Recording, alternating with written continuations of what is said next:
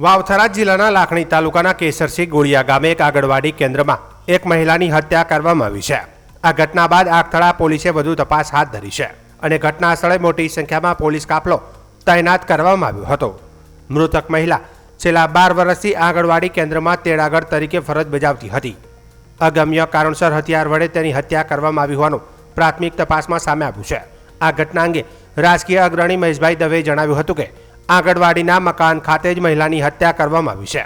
આરોપી નજરકેદ હેઠળ છે અને ફરિયાદ નોંધવાની પ્રક્રિયા ચાલુ છે।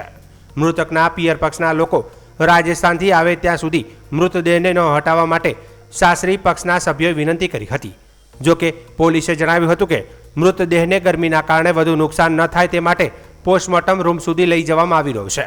મૃતક મહિલાના પિયર પક્ષના લોકો આવ્યા બાદ બાકીની કાયદેસરની કાર્યવાહી અને ફરિયાદ નોંધવામાં આવશે। પોલીસ દ્વારા તપાસ કરવામાં આવી રહી છે કે આ ગુનામાં એક જ આરોપી સંડોવાયેલો છે કે કોઈ વ્યક્તિઓ પણ આ કાવતરામાં સામેલ છે। પોલીસ તંત્ર સંપૂર્ણપણે સાબદું છે અને નિયમો અનુસાર કાર્યવાહી કરી રહ્યું છે।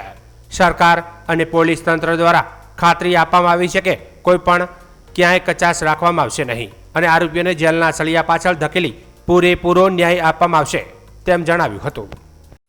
કેસરસિંહ ગોળિયા ગામે આજે આંગણવાડીમાં તેડાગર તરીકે 12 વર્ષથી નોકરી કરતી રાધાબેન, જેના પતિનું નામ પ્રભુદાસ ગેવરદાસ સાધુ વૈષ્ણવ છે અને તેનું આંગણવાડીના મકાન ખાતે મર્ડર કરવામાં આવેલ છે, ખૂન નીપજવામાં આવેલ છે, ચપ્પુના ઘાથી ખૂન નીપજવામાં આવેલ છે। એ ઘટનાથી તમામ સમાજોમાં ખૂબ ભારે અરેરાટી પ્રસરી ગઈ છે। આરોપી નજરકેદ હેઠળ છે, ફરિયાદ કરવાની પૃષ્ઠગત ઇત્યાદિ કરવાનું ચાલુ છે।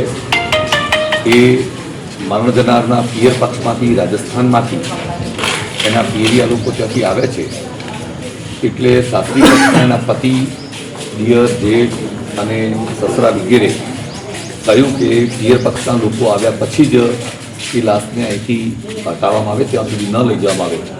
પરંતુ પોલીસનું કહેવું છે કે લાશની લિવિડિટી અને ડિકમ્પોઝિશન અને ગરમીના કારણે એ ન થાય એટલા માટે એથી પોસ્ટમોર્ટમના રૂમ સુધી આપણે લઈ જઈએ છીએ અને બધા જ આવ્યા પછી બાકીની ફરિયાદ વગેરેની પ્રોસેસ કરવામાં આવશે।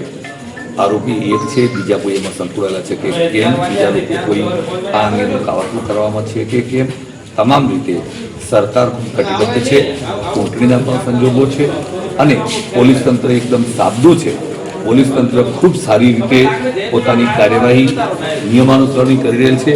કોઈ જાતની કચાશ રાખવામાં નહીં આવે એવો પાકો ભરોસો અને વિશ્વાસ છે અને એ પ્રકારે તમામ પોલીસ તંત્રની કાર્યવાહી થઈ રહી છે અને પૂરેપૂરો ન્યાય એને મળશે। જે કોઈ આરોપી છે અને જેલના આવેલા પાછળ આવશે એની કાર્યવાહી કરવામાં આવશે।